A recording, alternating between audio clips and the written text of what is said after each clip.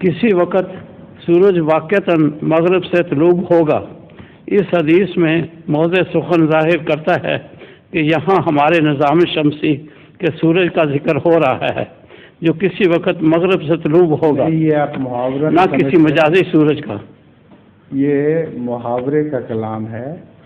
سورج مغرب سے طلوع ہونے کا مطلب یہ ہے کہ اسلام بڑی شان کے ساتھ مغرب کی طرف سے پھیلے گا۔ یہ ایک پیشگوئی ہے جو کسی زمانے میں ضرور پوری ہوگی۔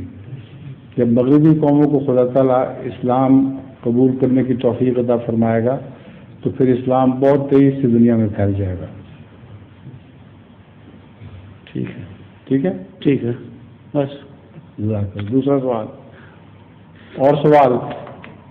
یہ اور سوال کوئی نہیں؟ نکالیں گے دو سوال۔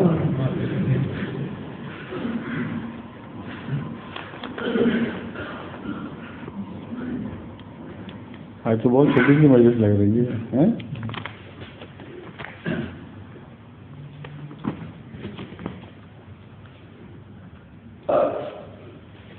3 صفحے تو ہیں آپ کے پاس اچھے بولے، چھپائے کیوں ہوئے تھے؟